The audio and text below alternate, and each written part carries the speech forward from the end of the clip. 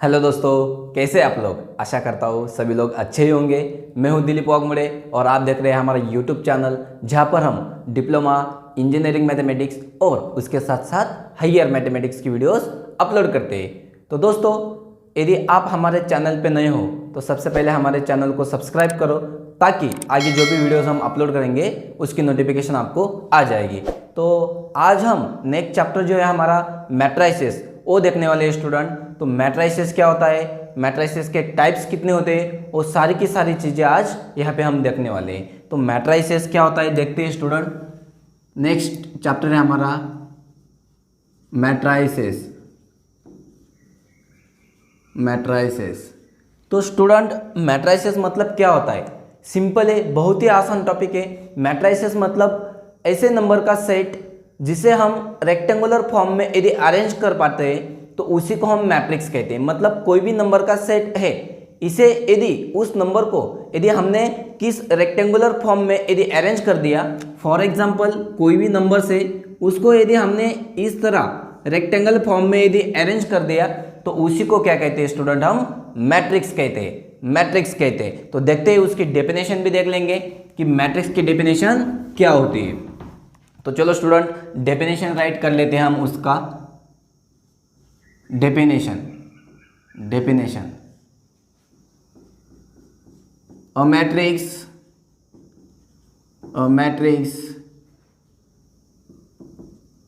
is simply a set of numbers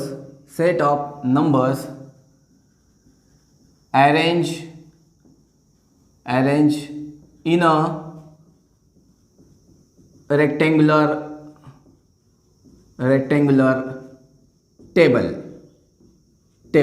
मतलब क्या student, यदि कोई भी नंबर का सेट है, इसे यदि हमने रेक्टेंगुलर फॉर्म में अरेंज कर दिया तो उसी को क्या कहेंगे, हम मैट्रिक्स कहेंगे। For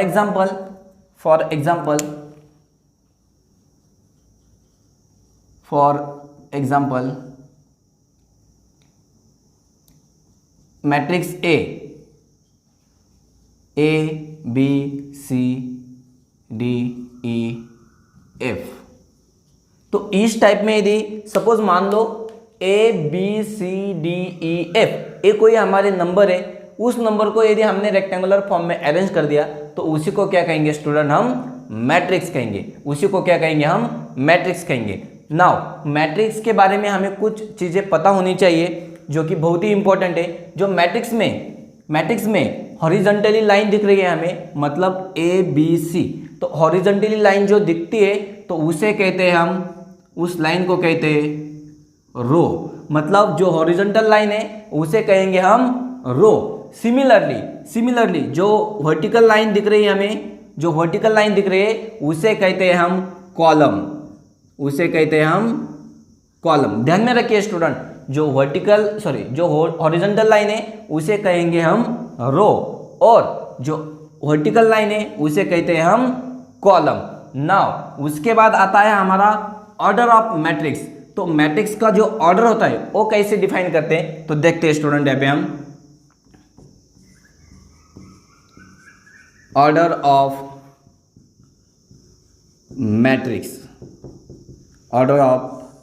matrix.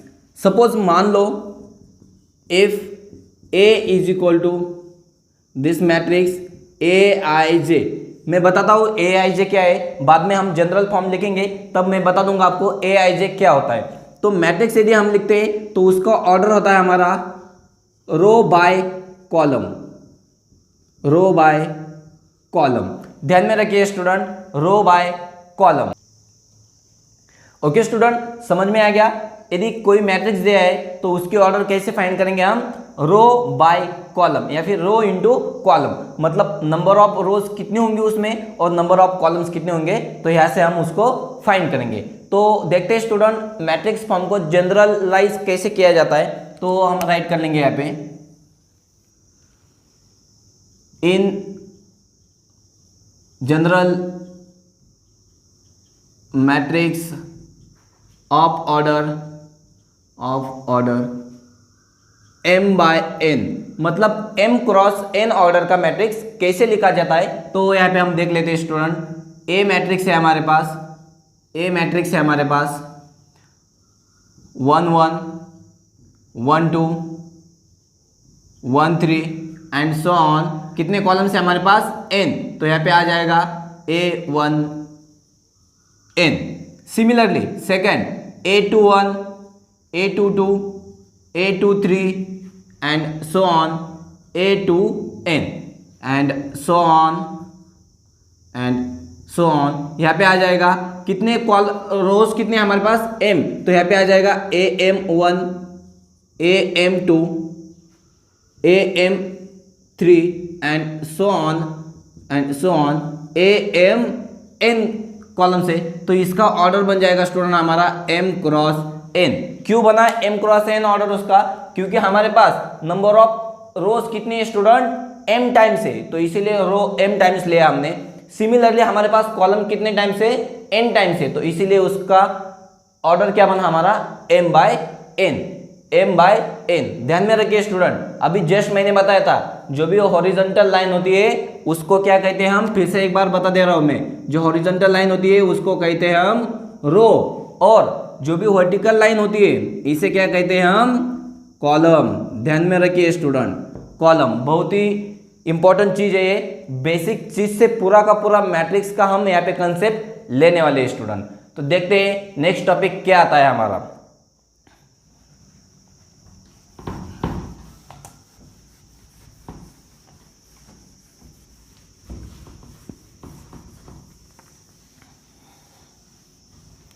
नेक्स्ट टॉपिक है स्टूडेंट हमारा types of matrix, types of matrix. तो देखते हैं टाइप्स ऑफ मैट्रिक्स क्या होता है।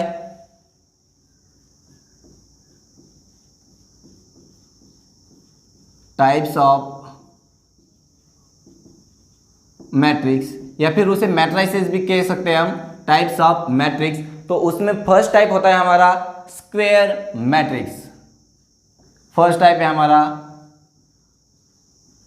Square matrix. देखते हैं स्टूडेंट स्क्वायर मैट्रिक्स की डेफिनेशन क्या होती है हमारी, वो देखेंगे हम। A matrix is a square matrix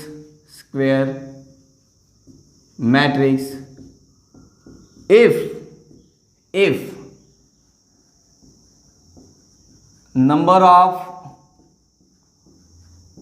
rows and number of columns are equal। क्या है स्टूडेंट डेफिनेशन, फिर से एक बार रीड कर लेते हैं हम। A matrix is a square matrix if number of rows and number of columns are equal. मतलब ऐसा मैट्रिक्स हो जिसके नंबर ऑफ रोज और नंबर ऑफ कॉलम्स यदि इक्वल है तो उसी मैट्रिक्स को क्या कहेंगे हम, स्क्वायर मैट्रिक्स कहेंगे। उसी मैट्रिक्स को क्या कहेंगे स्टूडेंट, हम स्क्वायर मैट्रिक्स कहेंगे। तो देखते हैं एग्जांपल उसके कैसे कैसे होते हैं square matrix. If A is equal to 1 2 0 minus का 3। तो देखते हैं स्टूडेंट ये हमारा स्क्वायर मैट्रिक्स है या नहीं। इफ लिखने की जरूरत नहीं, यहाँ पे सिर्फ एक मैट्रिक्स ले लो तो हमें पता चल जाएगा ये स्क्वायर है या नहीं। तो देखते हैं स्क्वायर मैट्रिक्स होने के लिए क्या चीज होना चाहिए student, number of rows and number of columns हमारे क्या होने चाहिए, इक्वल होने चाहिए। तो देखते हैं हम नंबर ऑफ रोज और नंबर ऑफ कॉलम्स इक्वल आते हैं या नहीं। नंबर ऑफ रोज कितने काउंट करते हैं स्टूडेंट, नंबर ऑफ रोज को कहां से हम डिनोट करते हैं, मैंने जस्ट बताया था जो भी हॉरिजॉन्टल लाइन होती है उसे क्या कहते हैं, हम रो कहते हैं। तो देखते हैं रो कितने काउंट करते हैं, 1 और 2। नंबर ऑफ रोज कितनी है स्टूडेंट हमारी यहाँ पे 2। Now similarly and number of columns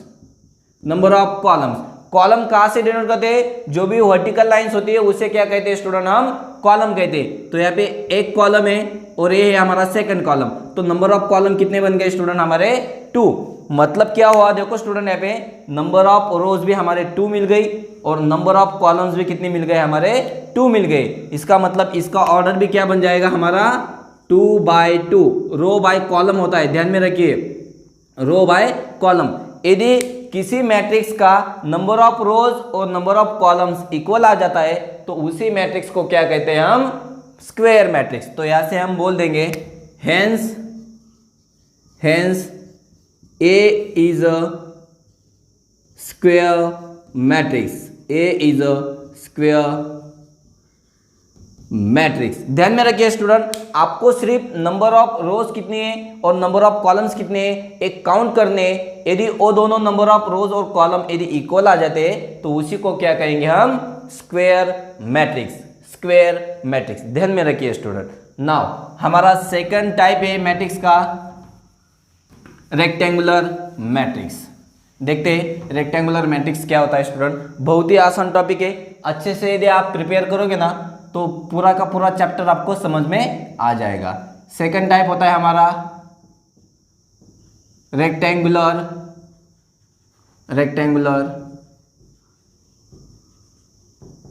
matrix. देखते हैं स्टूडेंट रेक्टेंगुलर मैट्रिक्स का डेफिनेशन क्या होता है हमारा, a matrix is a rectangular matrix if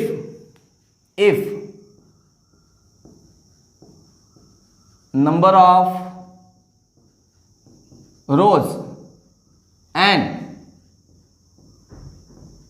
number of columns are unequal। ध्यान में रखिए स्टूडेंट, सेम डेफिनेशन है। स्क्वायर मैट्रिक्स में क्या बोला है, यदि नंबर ऑफ रोज और नंबर ऑफ कॉलम्स इक्वल आ जाते हैं तो उसे स्क्वायर मैट्रिक्स कहते हैं। सेम डेफिनेशन, सिर्फ चेंज किया गया, इक्वल की जगह अनइक्वल वर्ड आ गया है। मतलब नंबर ऑफ रोज और नंबर ऑफ कॉलम्स यदि किसी मैट्रिक्स के अनइक्वल आ जाते मतलब सेम नहीं आते तो उसको क्या कहेंगे हम, रेक्टेंगुलर मैट्रिक्स। तो एग्जांपल के तौर से देखते हैं स्टूडेंट, हम यहाँ पे एग्जांपल 1, ए मैट्रिक्स यदि हमें दिया गया है 2 3 1 0 -2 -1, तो देखते हैं स्टूडेंट इस मैट्रिक्स की हमें कोई भी रेक्टेंगुलर और स्क्वायर मैट्रिक्स देखना है तो सबसे पहले हमें नंबर ऑफ रोज और नंबर ऑफ कॉलम्स उसके काउंट करने पड़ेंगे, तभी हमें पता चलेगा कि जो गिवन मैट्रिक्स है वो रेक्टेंगुलर है या फिर स्क्वायर मैट्रिक्स है। तो देखते हैं यहाँ पे स्टूडेंट, यहाँ पे नंबर ऑफ रोज कितने, नंबर ऑफ रोज वो काउंट करते हैं हम। नंबर ऑफ रोज कितने स्टूडेंट, 1 2 3। जो भी हॉरिजॉन्टल लाइंस होती है उसे हम रो कहते हैं। तो 3 हॉरिजॉन्टल लाइन है तो इसीलिए नंबर ऑफ रोज 3 आ गई। सिमिलरली नंबर ऑफ कॉलम्स कितने स्टूडेंट, नंबर ऑफ कॉलम्स मतलब वर्टिकल लाइंस 1 2, तो ये कितने आ गए स्टूडेंट हमारी 2। तो इसका ऑर्डर भी बन जाएगा हमारा 3/2। तो ध्यान दीजिए स्टूडेंट, यहाँ पे क्या हुआ है कि नंबर ऑफ रोज कितनी आई है हमारी 3 और नंबर ऑफ कॉलम्स कितने आए हैं हमारे 2। इसका मतलब क्या हो गया स्टूडेंट, यहाँ पे 3 इज नॉट इक्वल टू 2। तो यहाँ से बोल देंगे हम hence A is a rectangular matrix, A is a rectangular matrix. ध्यान दीजिए स्टूडेंट, सिंपल है, फिर से एक बार दोनों एक्सप्लेन कर देता हूं मैं। बहुत ही इंपॉर्टेंट टॉपिक है क्योंकि यदि ये दोनों आपको मैट्रिक्स के टाइप समझ में आ गए तो आगे का जो भी कंसेप्ट है अपना अपने आप क्लियर हो जाएगा। तो क्या है, नंबर ऑफ रोज और नंबर ऑफ कॉलम्स यदि हमारे इक्वल है तो उसे स्क्वायर मैट्रिक्स कहेंगे। Number of rows and number of columns हमारे अनइक्वल आ जाते हैं तो उसे कहते हैं हम रेक्टेंगुलर मैट्रिक्स, रेक्टेंगुलर मैट्रिक्स। तो देखते हैं स्टूडेंट हमारा नेक्स्ट टॉपिक क्या होता है। थर्ड टाइप है हमारा भी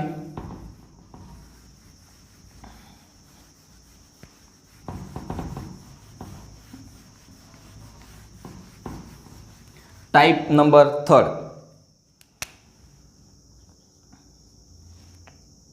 अपर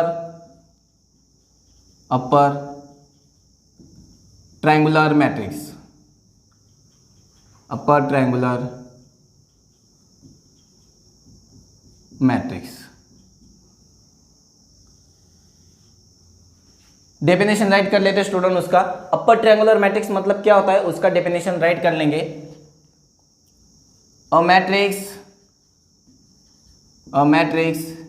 is a upper triangular matrix if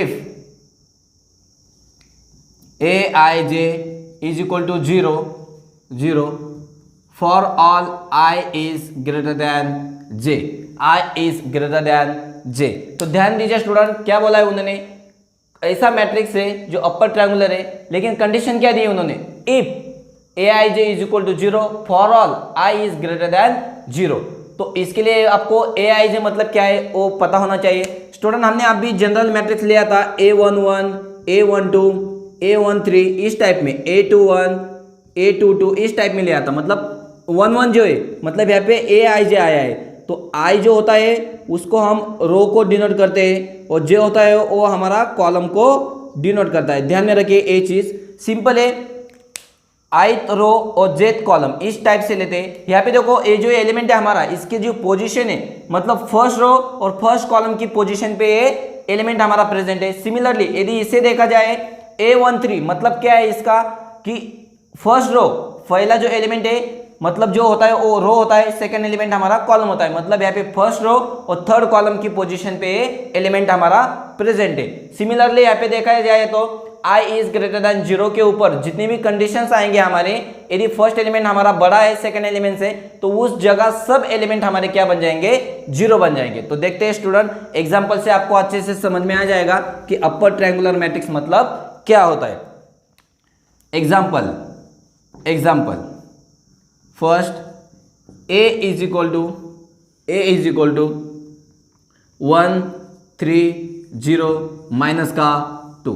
तो ध्यान दीजिए स्टूडेंट, अपर ट्रायंगुलर मैट्रिक्स मतलब क्या, यदि आपको डेफिनेशन से समझ में नहीं आ रहा तो बहुत आसान है, मैं अपने एक शॉर्ट ट्रिक होती है उससे आपको बता देता हूं कि अपर ट्रायंगुलर मैट्रिक्स को कैसे पहचानना है। जो बीच में जो लाइन होती है उसे कहते हैं हम डायगोनल लाइन। जो बीच में जो लाइन है स्टूडेंट हमारी, ये देखो ये जो लाइन है हमारी उसे कहते हैं हम डायगोनल लाइन। क्या कहते हैं, डायगोनल लाइन। ध्यान में रखिए ये चीज आपको लगने वाली है आगे भी। तो जो डायगोनल लाइन है स्टूडेंट हमारी, उसके नीचे के एलिमेंट सबके सब यदि हमारे 0 आ जाते हैं तो उसे कहते हैं हम अपर ट्रायंगुलर मैट्रिक्स। शॉर्ट ट्रिक है स्टूडेंट, बहुत ही आसान है। डायगोनल लाइन के नीचे के सब एलिमेंट यदि हमारे 0 बन जाते हैं तो उसे कहते हैं हम अपर ट्रायंगुलर मैट्रिक्स। ध्यान में रखिए।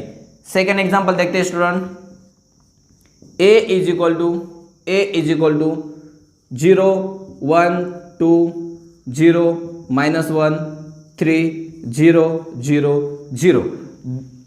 तो देखते हैं स्टूडेंट, इस मैट्रिक्स को चेक करते हैं ये हमारा अपर ट्रायंगुलर मैट्रिक्स आता है या नहीं। तो मैंने क्या बताया था स्टूडेंट अभी जस्ट, एक ही कंडीशन ध्यान में रखना है, जो भी डायगोनल एलिमेंट है उसके नीचे के एलिमेंट यदि सबके सब हमारे 0 आ जाते हैं तो उसे कहते हैं हम अपर ट्रायंगुलर मैट्रिक्स। मतलब क्या स्टूडेंट, यहाँ पे देखो जो भी डायगोनल के नीचे जितने भी हमारे एलिमेंट है वो कैसे हमारे ए भी 0 है, ए भी 0 है और ए भी 0 है। मतलब क्या स्टूडेंट, डायगोनल के नीचे जो भी एलिमेंट है वो सबके सब हमारे क्या है स्टूडेंट, 0 है। तो इसीलिए इसे कहेंगे हम A is upper triangular matrix, upper triangular matrix. Third example देखते हैं स्टूडेंट हम, A is equal to 0 0 2 0 0 0 0 minus का 1 3 3। तो देखो स्टूडेंट, ये जो एग्जांपल है हमारा, देखते हैं इसे चेक करते हैं ये हमारा अपर ट्रायंगुलर मैट्रिक्स आता है या नहीं। तो अपर ट्रायंगुलर मैट्रिक्स की कंडीशन क्या होती है स्टूडेंट, डायगोनल एलिमेंट को छोड़ के जो भी नीचे के एलिमेंट है वो सबके सब क्या होना चाहिए, हमारा 0 बनना चाहिए। मतलब जितने भी एलिमेंट है वो 0 होने चाहिए। तो देखो स्टूडेंट, ए एलिमेंट हमारा 0 है, ए बी एलिमेंट हमारा 0 है, but this is -1, A element हमारा 0 नहीं है। तो इसीलिए यहाँ से हम कह देंगे student, the given matrix A is not upper triangular matrix. Upper triangular matrix. क्यों ए अपर ट्रायंगुलर मैट्रिक्स नहीं है स्टूडेंट? क्योंकि डायगोनल के एलिमेंट डायगोनल जो लाइन है उसके नीचे के सब एलिमेंट हमारे जीरो नहीं हो रहे, क्योंकि यहाँ पे एक एलिमेंट हमारा -1 आ गया, इसीलिए इस मैट्रिक्स को हम अपर ट्रायंगुलर मैट्रिक्स नहीं कहेंगे। ध्यान में रखिए, जो भी डायगोनल लाइन है उसके नीचे के सब एलिमेंट यदि जीरो आ जाते हैं तो उसको कहते हैं हम अपर ट्रायंगुलर मैट्रिक्स। तो नेक्स्ट टाइप देखते हैं स्टूडेंट हम, 4 नंबर का टाइप होगा हमारा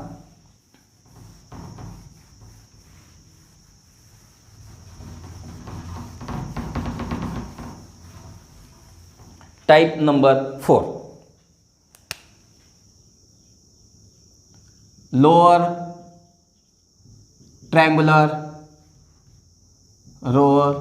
ट्रायंगुलर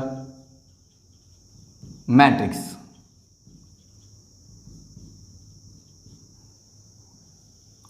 देखते हैं इसकी डेफिनेशन क्या है student. A matrix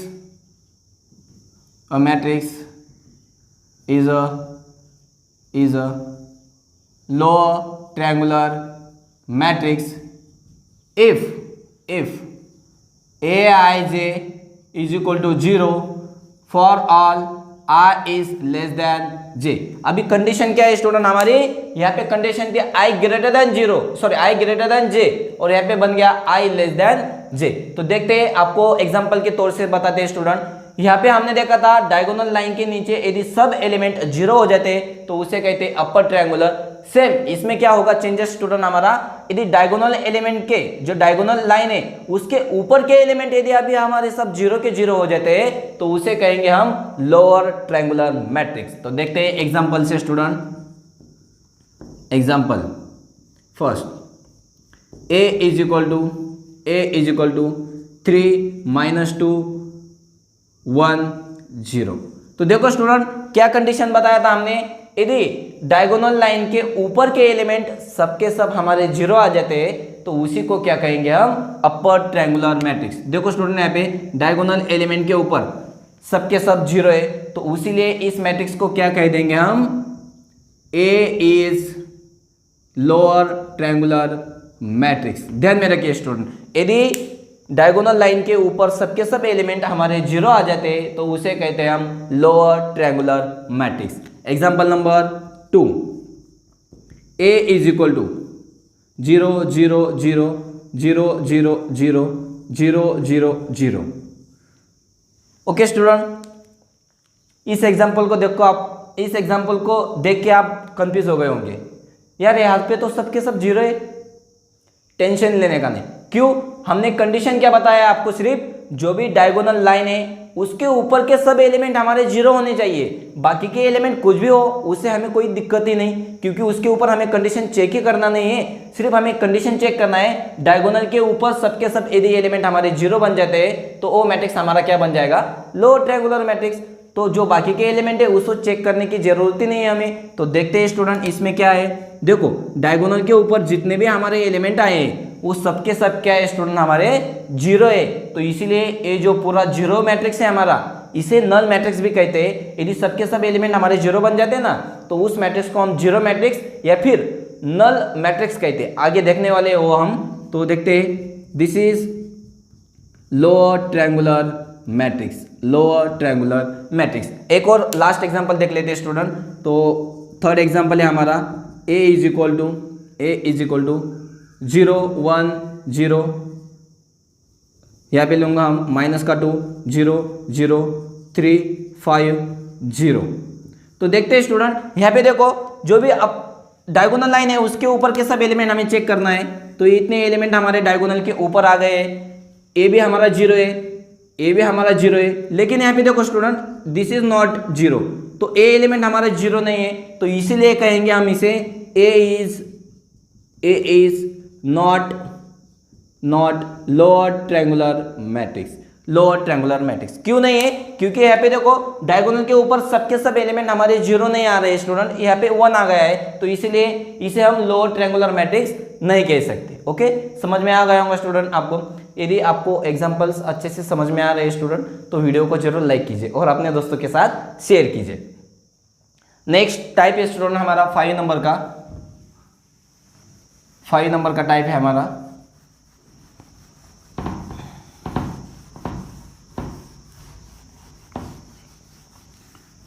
diagonal matrix.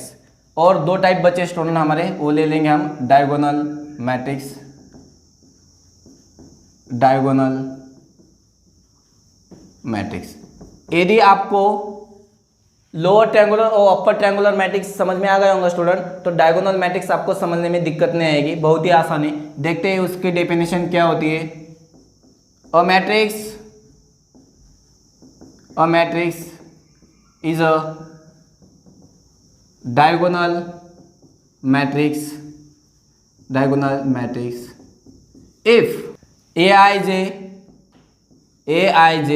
is equal to 0 0 if I is not equal to j, I is not equal to j। तो देखो स्टूडेंट क्या बोला है डेफिनेशन में, I is not equal to j यदि आता है तो उस पोजीशन पे सबके सब हमारे क्या आ जाएंगे, 0 आ जाएंगे। मतलब क्या स्टूडेंट, जैसे I is not equal to j मतलब I और j हमारे इक्वल नहीं, मतलब 1 2 आ जाएगा, यहाँ पे 2 1 आ जाएगा, 1 3 आ जाएगा। ये दोनों एलिमेंट हमारे कैसे होने चाहिए, नॉट इक्वल होने चाहिए। यदि ऐसे जितने भी एलिमेंट की पोजीशंस होंगे वो सब की सब क्या होनी चाहिए, हमारे 0 होनी चाहिए। तो देखते हैं स्टूडेंट एग्जांपल के तौर से उसे, और सिंपल भाषा में उसको कैसे पहचानना है वो भी मैं आपको शॉर्ट में बता दूंगा। तो एग्जांपल देखेंगे तो उसको उसी से आपको अच्छे से समझ में आ जाएगा। Example number 1, a is equal to 2 0 0 minus का 3। देखो स्टूडेंट यदि आपको डेफिनेशन से समझ में नहीं आ रहा डायगोनल मैट्रिक्स मतलब क्या होता है, तो उसका भी शॉर्ट ट्रिक्स होता है। शॉर्ट ट्रिक्स ध्यान में रखिए, आप देखते ही मैट्रिक्स को पहचान लेंगे कि ये डायगोनल है या नहीं। तो डायगोनल है मैट्रिक्स है तो उसको कैसे पहचानना है बताता हूं स्टूडेंट में। यदि डायगोनल के ऊपर और नीचे, डायगोनल के जो डायगोनल लाइन होती है हमारी उसके ऊपर और नीचे सबके सब एलिमेंट यदि हमारे 0 बन जाते हैं तो उसी को क्या कहेंगे हम, डायगोनल मैट्रिक्स। डायगोनल लाइन के ऊपर कोई कंडीशन नहीं है हमारी, सिर्फ डायगोनल के ऊपर और नीचे के एलिमेंट यदि सबके सब हमारे 0 बन जाते हैं तो उसी को क्या कहेंगे हम, डायगोनल मैट्रिक्स। ध्यान में रखिए स्टूडेंट। तो ये बन जाएगा हमारा A is diagonal matrix, A is diagonal matrix. Second example लेते हैं स्टूडेंट, ये तो हमारा 2x2 का हो गया मैट्रिक्स।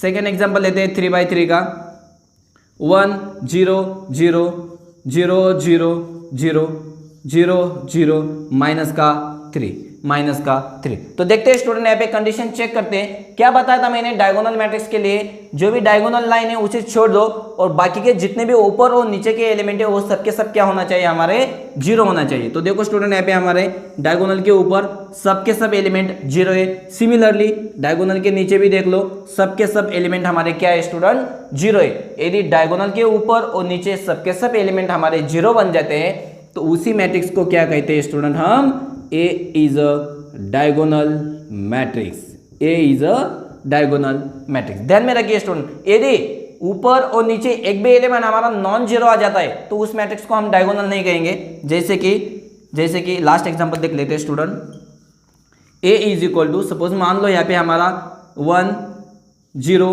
1 0 2 0 0 0 माइनस का 5 आ जाता है। तो देखो स्टूडेंट यहाँ पे क्या कंडीशन बोला था मैंने, डायगोनल लाइन के नीचे सबके सब 0 होने चाहिए। तो इस कंडीशन में सबके सब 0 है। नाउ अभी चेक करते हैं ऊपर के कंडीशन में। तो यहाँ पे देखो स्टूडेंट, यहाँ पे क्या है कि ये एलिमेंट हमारा 0 है, ए भी 0 है, बट यहाँ पे जो ऊपर का एलिमेंट है वो हमारा 0 नहीं बना है स्टूडेंट, यहाँ पे 1 है।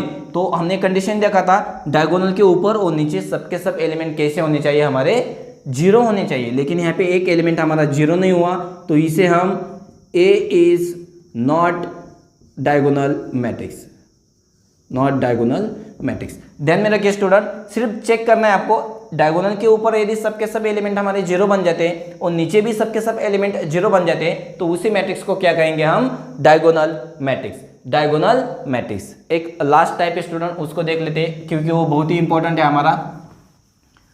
उसका नाम है यूनिट मैट्रिक्स या फिर उसको कहते हैं आइडेंटिटी मैट्रिक्स। देखते हैं स्टूडेंट,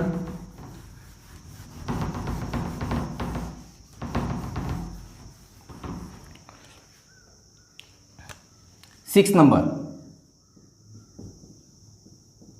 आइडेंटिटी, और उसे कहते हैं यूनिट मैट्रिक्स। यूनिट मैट्रिक्स देखते डेफिनेशन देख लेते हैं स्टूडेंट उसके पहले। अ मैट्रिक्स इज आइडेंटिटी और unit matrix if aij is equal to 0, if I is not equal to j, 1 I is equal to j। तो देखो स्टूडेंट, सबसे पहले आपको पता होना चाहिए ये जो कंडीशन है I इक्वल टू j और I is not equal to j, ये क्या होती है देख लेते हैं। I इक्वल टू j का मतलब क्या होता है स्टूडेंट, जो फर्स्ट पोजीशन पे एलिमेंट होगा वही सेकंड पोजीशन पे होना चाहिए, दोनों इक्वल है, तो ये भी दोनों इक्वल है, A22 A33 and so on इस टाइप में होंगे। यदि फर्स्ट एलिमेंट है वही सेकंड एलिमेंट आ जाता है तो उस कंडीशन को हम कहेंगे I इक्वल टू j। और इस टाइप के जितने भी एलिमेंट होते हैं स्टूडेंट हमारे, ये सब के सब मैट्रिक्स में कहां पर प्रेजेंट होते हैं, डायगोनल लाइन में प्रेजेंट होते हैं। इस टाइप के जितने भी, यदि I इक्वल टू j है तो ए टाइप के जितने भी एलिमेंट आएंगे वो सब के सब हमारे डायगोनल लाइन में प्रेजेंट होंगे। डेफिनेशन में क्या कहा है फिर उन्होंने कि जितने भी डायगोनल लाइन में एलिमेंट है वो सब के सब क्या होना चाहिए हमारे 1, और वहां पे मैट्रिक्स को भी बोला है यूनिट मैट्रिक्स। यूनिट मतलब हमारा 1 होता है, तो डायगोनल लाइन में जितने भी एलिमेंट होंगे वो सब के सब 1 होंगे, अदरवाइज सब एलिमेंट कैसे होने चाहिए हमारे 0 होने चाहिए। एक यहां से बता देता हूं मैं आपको, डायगोनल मैट्रिक्स जो हमने देखा ना, डायगोनल के ऊपर और नीचे सबके सब एलिमेंट 0 होने चाहिए, लेकिन यहाँ पे सिर्फ एक कंडीशन बढ़ गई है हमारी कि डायगोनल के जो एलिमेंट रहेंगे वो सबके सब क्या होना चाहिए हमारा 1 होना चाहिए, तभी उसको क्या बोल देंगे हम आइडेंटिटी मैट्रिक्स। तो एग्जांपल देख लेते हैं स्टूडेंट उसके, तो एग्जांपल आएंगे हमारे उसके। सपोज मान लो हमने फर्स्ट एग्जांपल लिया 2x2 ऑर्डर का हम लेंगे एग्जांपल, तो a इज इक्वल टू क्या बोला है, डायगोनल में सबके सब 0 होने चाहिए और अदरवाइज जितने भी एलिमेंट है वो क्या बन जाने चाहिए हमारे 0। डायगोनल में 1 है और बाकी के जितने भी बचे हुए एलिमेंट है वो सबके सब क्या होंगे, क्या होना चाहिए स्टूडेंट हमारे 0 होना चाहिए। ध्यान में रखिए, बहुत ही आसान है आइडेंटिटी मैट्रिक्स, लेकिन बहुत से स्टूडेंट को ये पता नहीं होता कि आइडेंटिटी मैट्रिक्स को कैसे पहचानना है। ध्यान में रखिए, सिर्फ डायगोनल एलिमेंट में 1 होना चाहिए, बाकी जितने भी एलिमेंट है उसको हम क्या कर देंगे 0 कर देंगे। ये बन गया हमारा 3x3 का। सिमिलरली यदि हम 4x4 का बनाना चाहेंगे स्टूडेंट तो वो बन जाएगा हमारा 1 0 0 0, यहाँ पे आ जाएगा 0 1 0 0 0 0 1 0 और लास्ट में 0 0 0 और 1। मतलब क्या स्टूडेंट, जो भी डायगोनल लाइन है वो सबकी सब हमारी 1 होनी चाहिए और अदरवाइज जितने भी एलिमेंट है हमारे वो क्या हो जाने चाहिए स्टूडेंट 0 हो जाने चाहिए हमारे, वो क्या हो जाने चाहिए 0 हो जाने चाहिए स्टूडेंट। ओके, तो ये हो गए हमारे जितने भी मैट्रिक्स थे उसके टाइप्स। और आगे का जो टॉपिक है स्टूडेंट वो बहुत ही इंपॉर्टेंट है, वो है हमारा algebra of matrix. Algebra of matrix या फिर उसे हम मैट्रिसेस भी कहेंगे।